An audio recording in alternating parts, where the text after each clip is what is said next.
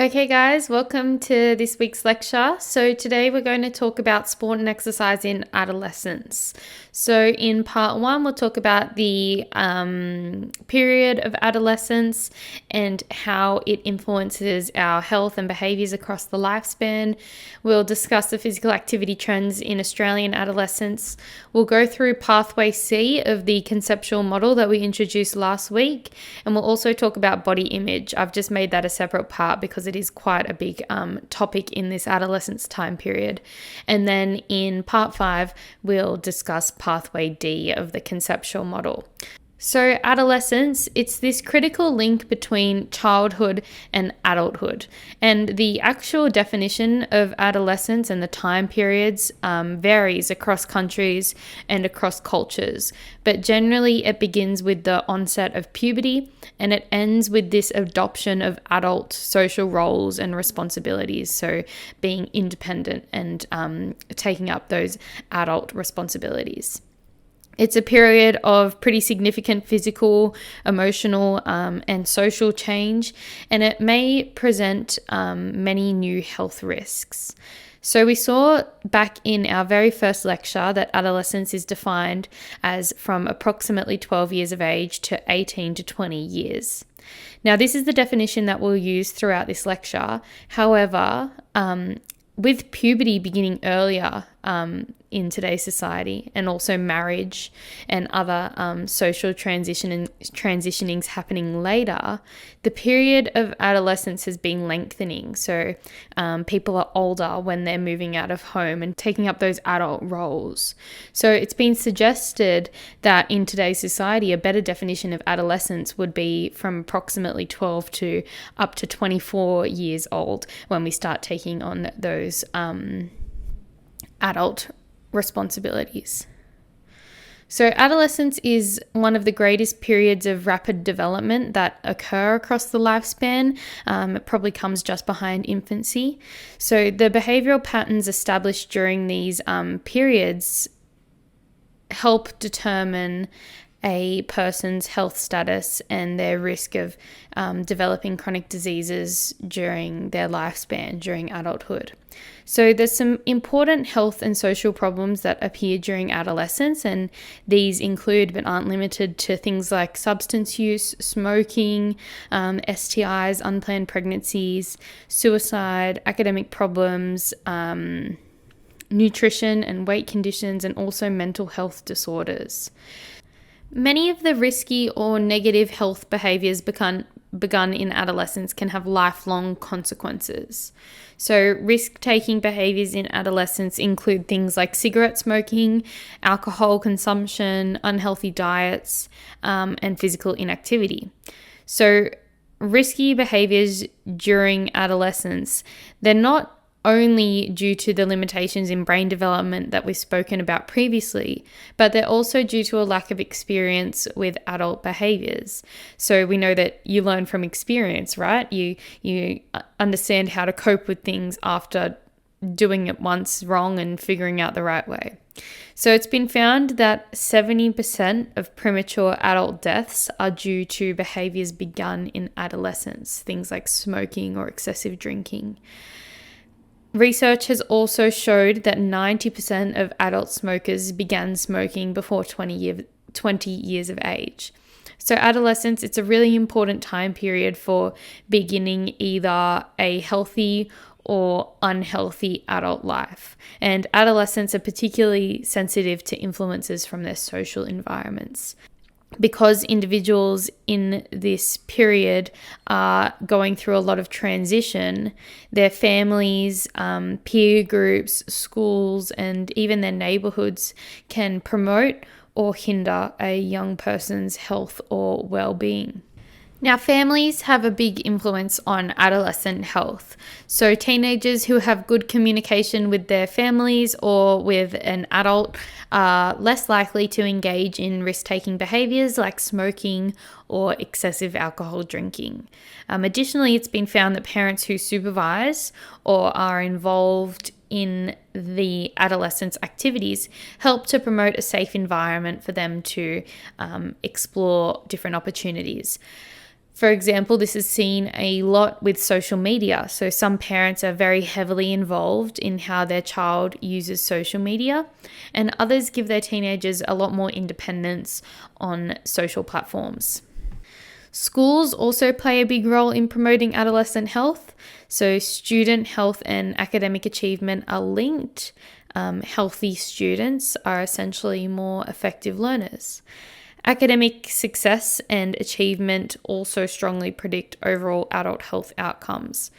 Smarter teenagers, or teenagers who are more academically skilled, have lower rates of risky behaviors and higher rates of health promoting behaviors. And it's also been found that teenagers who graduate from high school have lower rates of health problems throughout adulthood and a lower risk of engaging in any criminal activity. They also experience enhanced financial stability and mental health during adulthood. So it's important to graduate from high school. Now, in today's society, social media is a huge influencer of adolescent health. Adolescents exposed to media which portrays things like violence, smoking, or drinking are more at risk of adopting these behaviours. In Australia, about 94% of teens have their own mobile phones, and 3 in 4 teenagers use social media. It's also been reported that half of parents don't place any limits on the amount of time that their teenager spends on social media or the content that they're looking at.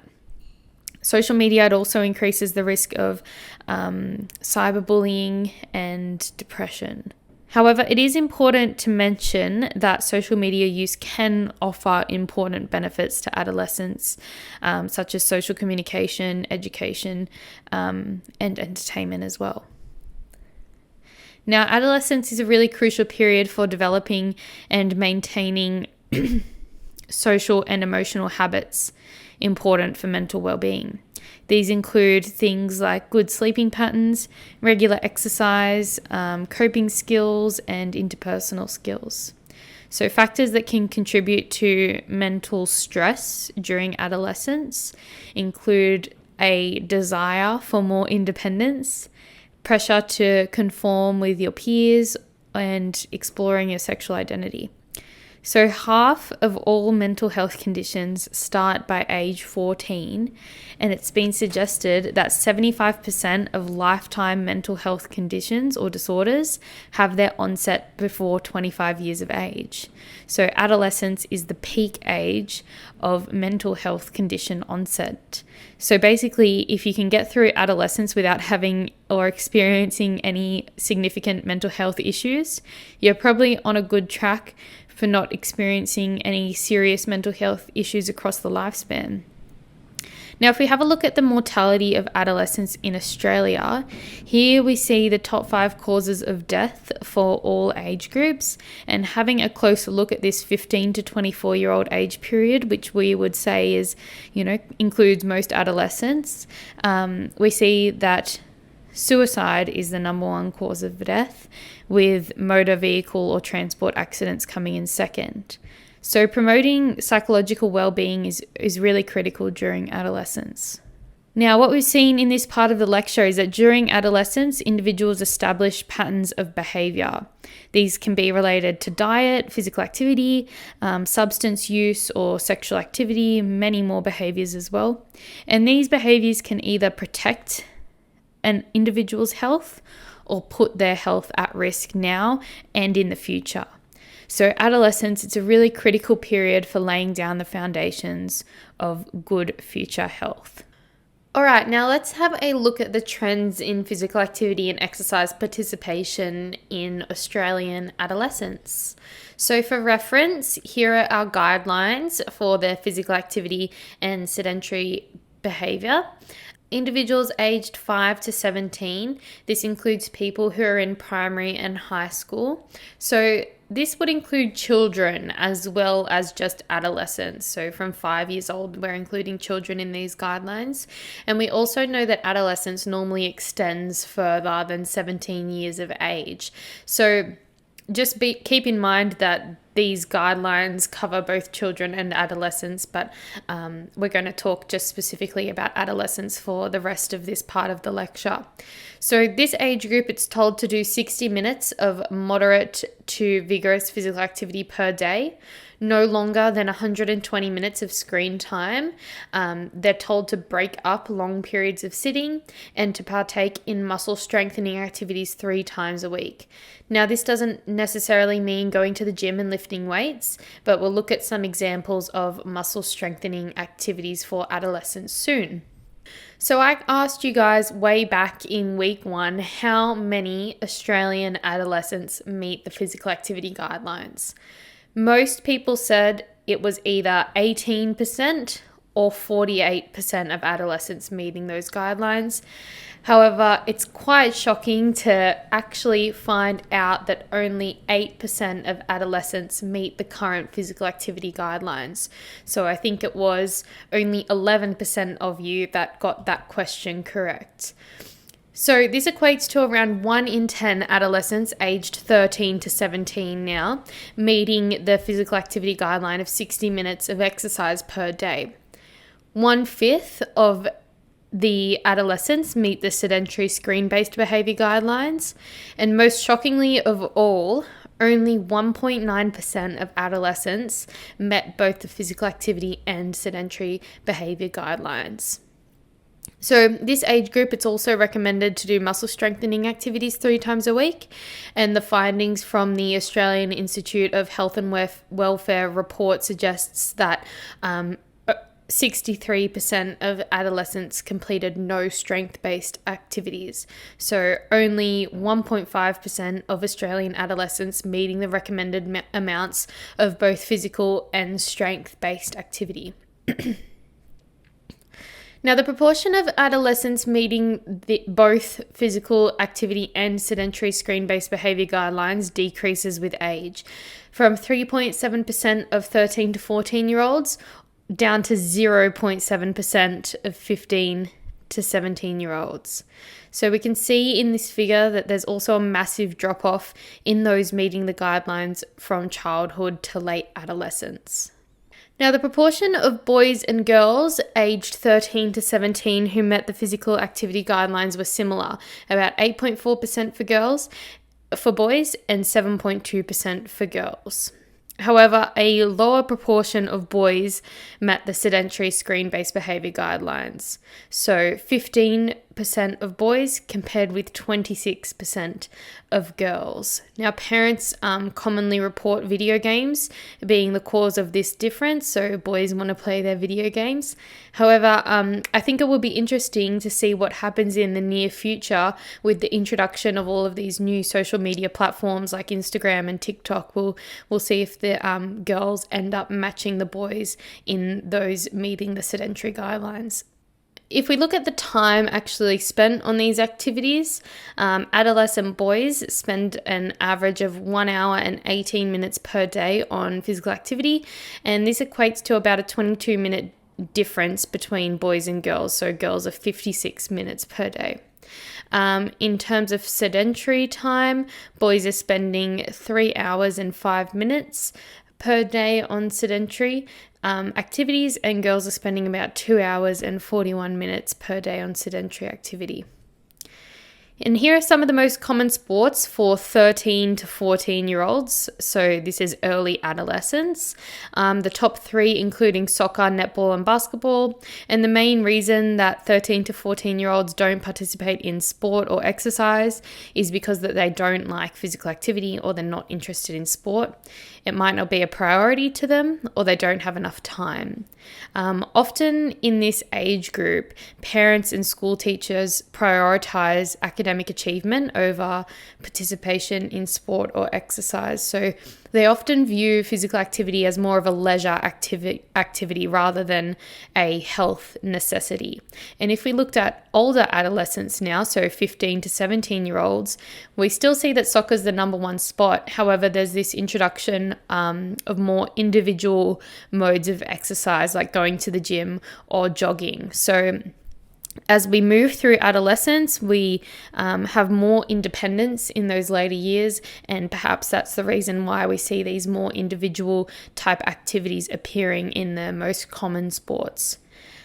Again, we see similar reported barriers to exercise, including just not liking it, or not enough time, or just too lazy.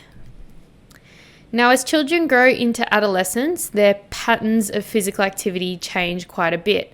They participate in more organized sport, and they're able to sustain longer periods of activity. So some moderate intensity aerobic activities might include things like bike riding, hiking, house or yard work like mowing the lawn, even some video games that involve movement, like back in the day it was the Wii Fit, now it's the TikTok dances. Vigorous intensity activities might include things like team sports, soccer or netball, running or jumping rope. And structured exercise programs can include muscle strengthening activities, things like lifting weights, working with resistance bands, or using body weight for resistance. So things like push-ups, pull-ups, doing a plank, also yoga, and your classic sort of games like tug of war as well, muscle strengthening. So muscle strengthening activities count if they involve a moderate or greater level of effort from the major muscle groups of the body. So the legs, the trunk, the chest, back and arms. Now, bone strengthening activities are high impact activities like running or sports that involve jumping or rapid change in direction like rugby. So overall, what we've seen is that very few adolescents meet both physical activity and sedentary guidelines. Less adolescents meet the guidelines compared to children, and the adherence to these guidelines continues to decrease with age across adolescence. The most common sport in adolescence is soccer, and the most common barrier to participation in physical activity is just simply not liking it. Okay, so far we've covered the period of adolescence and gone over the guidelines and the trends in physical activity and sedentary behavior for adolescents as well. So now we're on to pathway C of our conceptual model of how physical activity across the lifespan is beneficial to health. So pathway C demonstrates the influence of physical activity during adolescence on morbidity during adolescence. So in this part of the lecture, we're going to discuss how physical activity in adolescence can have short-term effects on things like cardiovascular disease, bone health, mental health, and we're also going to have a look at whether there's actually any negative risks or negative effects of exercise in this developmental stage. Now, the incidence of cardiovascular disease in adolescence is very low. It's pretty uncommon to hear of an adolescent struggling with a cardiovascular condition like high blood pressure or high cholesterol. Now, most morbidity related to cardiovascular disease in adolescence is something that they've been born with, rather than due to the effect of a modifiable lifestyle factor. So most previous studies in this area haven't looked at the direct effect of physical activity and cardiovascular disease in adolescence. Rather, they've looked at the relationship between physical activity in adolescence and the prevalence of cardiovascular disease risk factors. So this includes things like low-density lipoproteins, high-density lipoproteins, which are essentially our cholesterol, as well as blood pressure. So LDL is often called the bad cholesterol because it takes the cholesterol to your arteries, where it might build up in the artery walls as pictured in this slide. HDL is known as the good cholesterol because it transports cholesterol to your liver to be expelled from your body. So HDL actually helps you get rid of excess cholesterol, so it's less likely to end up blocking your arteries. Now, there's not much evidence that physical activity has a beneficial effect on lipid levels. The only somewhat consistent finding is a positive relationship between physical activity and high-density lipoproteins. So overall, it's a very small effect of physical activity in adolescence on cholesterol levels in adolescence. But what if we have a look at blood pressure?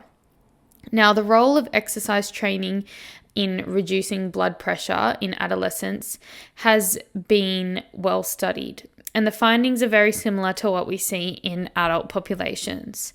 There's little evidence to support the effect of exercise training for reducing blood pressure in adolescents who already have a normal blood pressure. So if you've got a normal blood pressure and you do all this exercise training, it's not going to drop it further.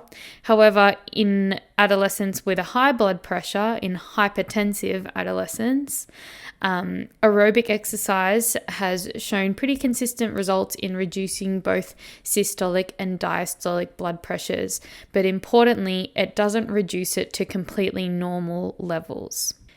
Physical activity, it's really important for bone health. We've gone over this quite a lot previously. It helps to increase and preserve our bone mass throughout life. And in adolescence, we're gaining bone mass to eventually reach our peak bone mass or peak bone density in our early 20s. So during adolescence, we want to push up our peak bone mass as much as possible. Now, the pubertal phase, when we're going through puberty of adolescence, is a particularly important time to improve bone mass via physical activity. Now, puberty represents a 2 to 3 year window where 25 to 30% of total body adult bone mass is gained. So during this period, during puberty, bone is really responsive to activity-induced loading. A study conducted by Canis provided even more evidence of the benefits of physical activity during puberty. So this study compared the bone mineral content of the playing arm of adult women tennis players with their non-dominant arm. So they wanted to see the difference in bone mass between the dominant and non-dominant arms of tennis players, depending on when they began playing the sport.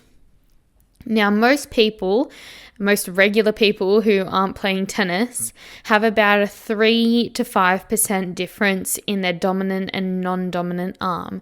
And this just reflects a greater use of your dominant arm in everyday life. For example, when you're carrying groceries from the car into the house, you're going to use your dominant hand. If you're carrying a handbag, you're going to be using your dominant hand. So that results in around 3 to 5% difference. Now, in the tennis players, the difference in the bone content between their two arms was much greater. It was around 8%. So that's due to their training regime. Now, if we look at the difference between those who began tennis before puberty versus those who began tennis after puberty, the difference is even bigger. So those who began playing tennis before puberty had 22% difference in the bone density of the dominant and non-dominant arm. So overall, these findings really highlight the importance of timing of physical activity, and they support this idea that there's a window of opportunity during adolescence for building bone, and that occurs at puberty. All right, if we have a look at mental health now, in previous investigations of adolescents, physical activity and mental health, authors overall have concluded that physical activity can have positive effects for mental health, most particularly for self-esteem. That's the aspect of mental health that improves the most when physical activity is included as part of the lifestyle. Now, those who are physically active are less likely to suffer from mental health problems. However, while physical activity might enhance psychological well-being and mental health, it's more likely that the psychological climate and the social interactions that occur in the exercise setting are far more crucial than the actual physical activity itself. So we need to always remember that physical activity is just one aspect of the whole picture, and mental health is influenced by many other things like social interactions, peers, family life, and home life. Involvement in high-level sports can also have an effect on the age of menarche. So in females, the first menstrual period, menarche, signals the beginning of the capacity to reproduce, and it's associated with the development of secondary sexual characteristics as well. So we see in this figure that the average age of menarche with non-athletes is around 13 years old, and the latest developers being gymnasts or ballet dancers. Involvement in intense physical training has been implicated as a factor in delayed menarche and sexual maturation in female athletes. However, on the other hand, some studies have suggested that delayed menarche is more likely due to genetic factors. Now, girls who mature later often self-select, or they're recruited into sports that favor small or very lean bodies like gymnastics or dancing. So we still sort of have this chicken or the egg problem. Is it the sport which actually delays puberty, or is it because these sports require smaller bodies, so late developers are more likely to succeed? And it's probably a combination of both. But in most cases of delayed puberty, growth changes just begin later than usual. Sometimes you'd call it a late bloomer, but once puberty begins, it progresses normally. Okay, so let's now talk about some of the possible risks of exercise in adolescent populations. Now, often these risks only really arise when physical training is excessive. So some girls who play sports or exercise intensely are at risk of a problem called the female athlete triad. Now, this triad, it's an interrelationship of menstrual dysfunction, low energy availability, and decreased bone mineral density. It's relatively common among young women participating in sports. Now, low energy availability, which includes things like disordered eating, it includes eating disorders like anorexia or bulimia, and it also includes irregular eating behaviors that don't necessarily meet the criteria for severe disorders. So up to about 70% of elite athletes in weight class sports, so things like boxing or martial arts where they have to sit within a weight class, up to 70% of them have some kind of disordered eating pattern, with the goal obviously being to reduce weight before competition. And that includes both male and female athletes. Now, in women who participate in sports that emphasize aesthetics or leanness, such as ballet, the prevalence of secondary amenorrhea, which is not having your period, can be as high as 69% compared to around 2 to 5% in the general population. If we have a look at low bone mineral density, estrogen is lower in girls with the female athlete triad. Low estrogen levels and poor nutrition, in particular low calcium intake, can lead to osteoporosis in early life, which is this third aspect of the triad. Now, usually teen years are the time when girls should be building up their bone mass to get their highest levels, their peak bone mass, right? So experiencing this low bone mineral density in the adolescent years can have a really long-lasting effect on how strong a person's bones are later in life. Now, in the short term, the female athlete triad might lead to reduced physical performance, stress fractures, and potential other injuries. Over the long term, however, it can cause things like bone weakness, long-term effects on the reproductive system, and even heart problems. So the main goal in treatment of young female athletes with this triad is the natural return of menses, or just the natural return of their periods, as well as the enhancement of bone mineral density. Whilst there's no specific drug that's been shown to consistently improve bone mineral density in young females, maximizing energy availability, so eating enough food, and optimizing vitamin D and calcium intake are recommended. All right, so apophysitis is one of the most common musculoskeletal injuries in adolescent athletes. It's an inflammation or stress injury to the area around the growth plate in children and adolescents. So apophysitis, it's usually caused by repetitive overuse activities, things like running, jumping, but it can also occur with a fall or with rapid, powerful change of direction or movements. The most common risk factor for apophysitis are periods of rapid growth. So this is when your muscles and your tendons can become tight and inflexible. Your body's growing, your muscles and tendons need to respond to that growth. And that apophysitis, it can present anywhere in the body where a muscle or a tendon attaches to an area of bone where there's a growth plate located. So there's two really common types of apophysitis: Osgood-Schlatter's disease, which occurs at the quadriceps insertion of the tibial tuberosity, or Sever's disease, which occurs at the Achilles tendon insertion on the calcaneus. So here we can see where those injuries would present with both of these diseases: Osgood-Schlatter's on the tibial tuberosity and Sever's disease on the back of the calcaneus. Some other really common adolescent injuries with exercise include things like shin splints, and ankle sprains is a really big one as well. All right, so over this part of the lecture, we've seen that there is some evidence to suggest that physical activity is beneficial for cardiovascular disease risk factors and mental health during adolescence.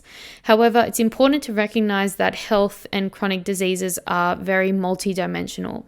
For example, mental health during adolescence is influenced by many more factors than physical activity. Things like peers and social relationships have a huge impact on mental health in adolescence. Same thing goes with cardiovascular disease risk factors. These risk factors are likely to be heavily influenced by things like our eating habits and our sedentary behavior, just as much as physical activity. So it's also important to note that there are negative effects of intensive physical activity in adolescence. So negative effects do exist. However, they likely only occur at that extreme end of physical activity. All right, so on to part 4 of the lecture. Now, adolescence represents a pivotal stage in the development of either a positive or a negative body image.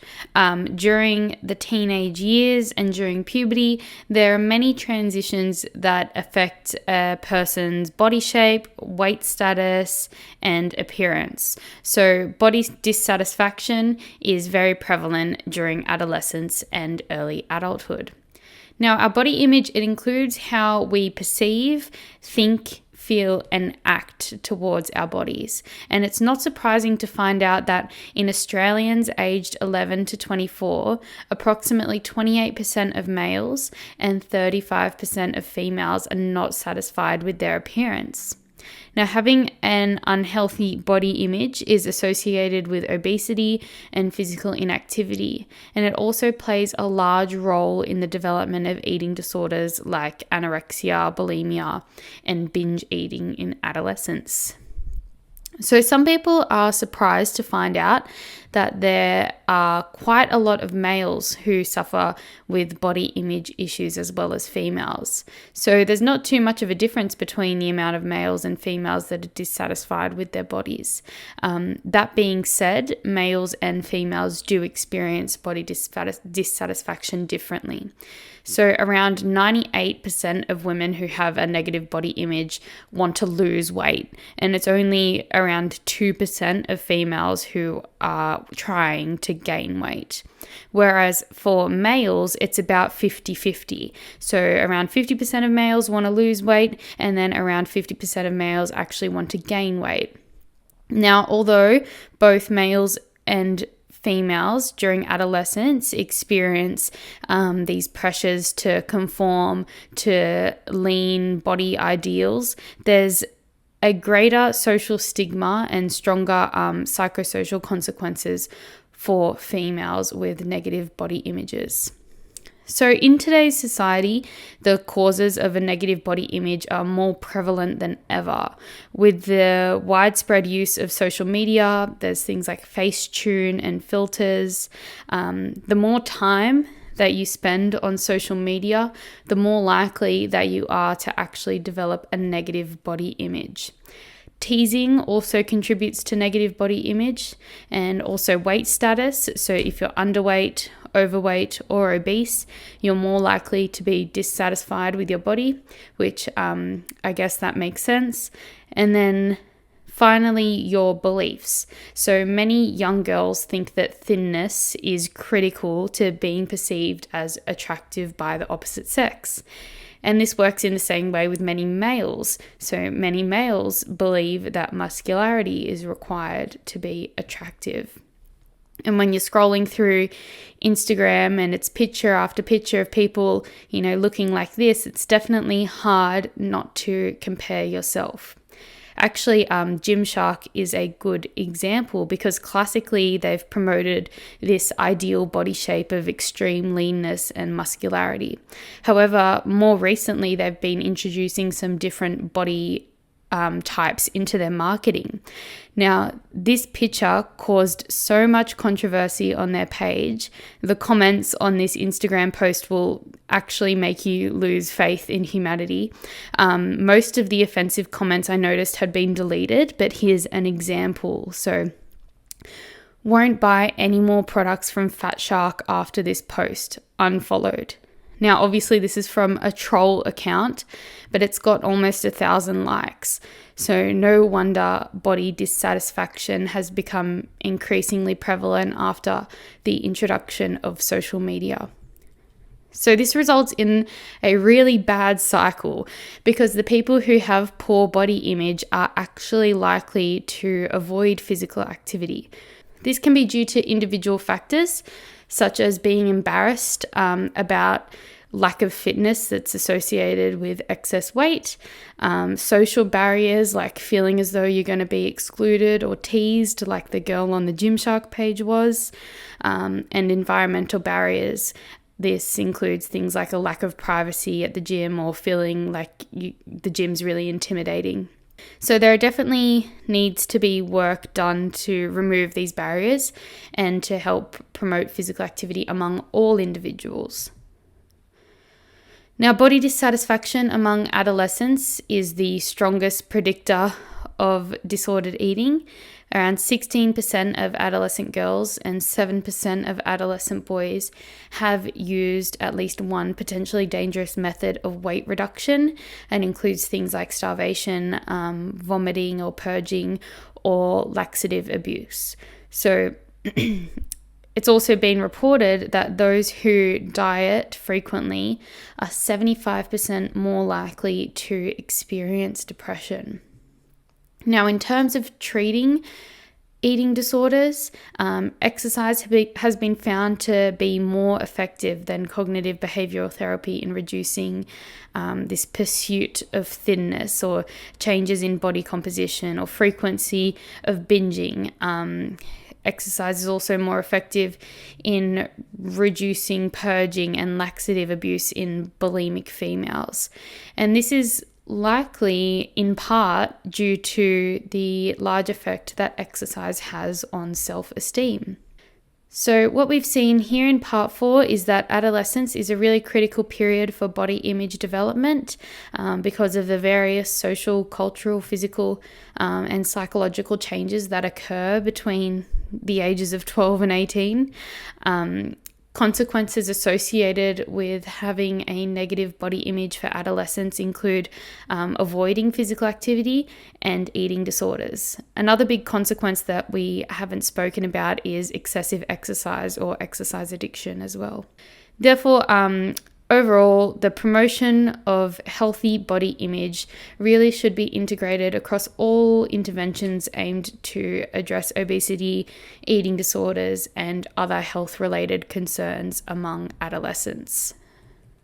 All right, now we're up to part 5, looking at pathway D, which is the last part of the lecture, and we're looking back at that conceptual model that explains health and physical activity throughout the lifespan. So pathway D is examining the influence of physical activity during adolescence on morbidity during adulthood. So essentially that is if I do lots of physical activity during my adolescence, can that affect my health status in adulthood? Even if I became sedentary during adulthood, does physical activity in adolescence have any long-lasting health effects? The two main aspects that we're going to look at are cardiovascular disease and bone health. So there's not very much research that addresses the direct association between physical activity in adolescence and morbidity in adulthood. These type of investigations require really long-term follow-up and tracking from childhood all the way through adulthood to see, how people respond and to measure an adolescent's physical activity and see what happens to them in adulthood. So it's very long and very hard studies to do, and that's why there's not too much on this topic. Now, most of the research in this area reports no association between adolescent physical activity levels and the incidence of cardiovascular disease in adulthood. So, no association between physical activity in adolescence and risk factors for cardiovascular disease in adulthood.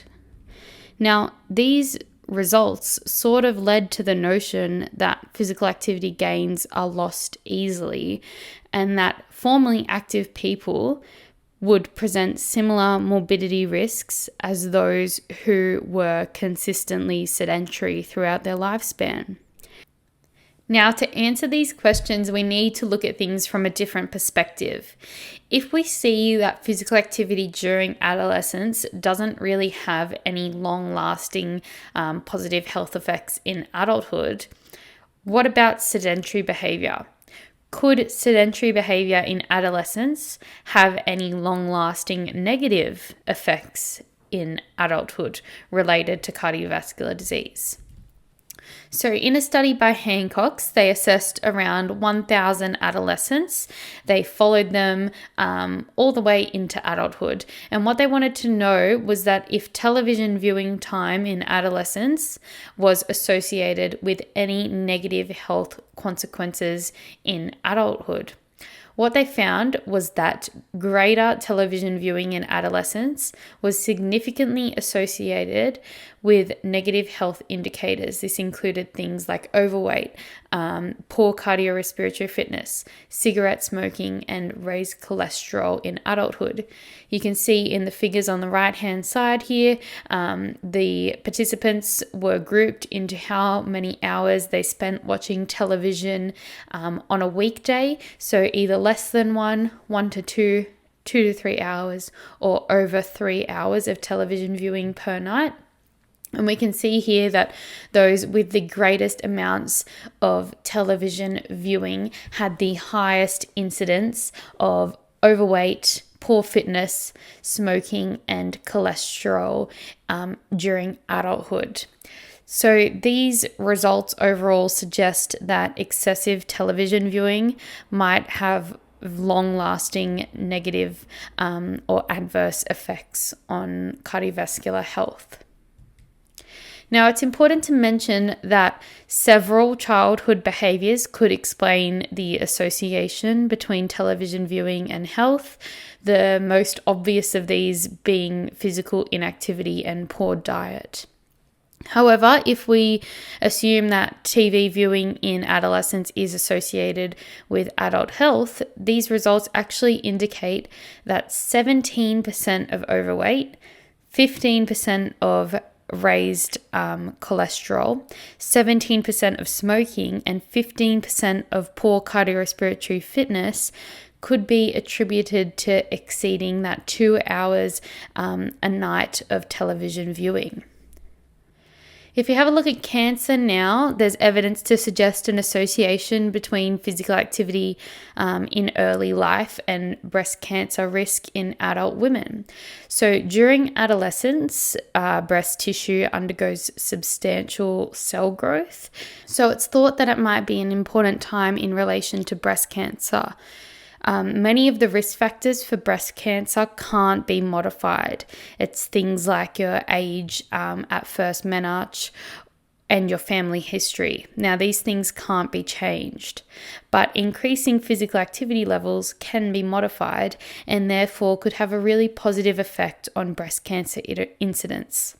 Now, whilst physical activity during adolescence has been associated with a lower risk of breast cancer during adulthood, the lowest risk of breast cancer is seen among women who are physically active in adolescence and maintain physical activity and exercise into adult life. Now, looking at bone health, there's evidence that exercise-induced gains in bone mass during adolescence are maintained into adulthood. We've seen that on this figure here. Physical activity habits during adolescence have long-lasting benefits on bone health. So adolescent physical activity may reduce the future risk of fractures in later life, even if physical activity levels are reduced in adulthood. So the amount that we do in adolescence can influence our health during adulthood, even if we become sedentary in adulthood. So the idea is that we increase our peak bone mass through physical activity in adolescence and thus delay the decline in bone density and the possible onset of osteoporosis in later life. So overall, in part 5 of this lecture, we've seen that sedentary behaviours rather than physical activity behaviours in adolescence appear to influence cardiovascular health in adulthood. The positive effect of physical activity in adolescence on breast cancer risk in adulthood has been demonstrated. However, a greater positive effect is seen when we carry on physical activity throughout our lifespan. And we know that there's a long-term protective effect of adolescent physical activity on bone health throughout the lifespan. So I asked you guys back in week 1 again, which stage across the lifespan do you think is most critical in promoting healthy or successful aging? Now, most people were deciding between childhood and adolescence. I think that based off of the information that we've learned today, adolescence is a far more critical period in the development of health behaviors.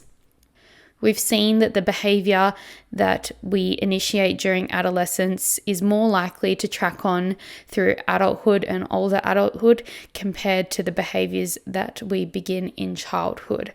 So adolescence is an extremely critical period. A lot of you listening now are probably still likely to be in adolescence or that emerging adulthood period just before adulthood. So now is a critical point in your life to set yourself up for healthy or successful aging. So thanks guys, that's been sport and exercise in adolescence.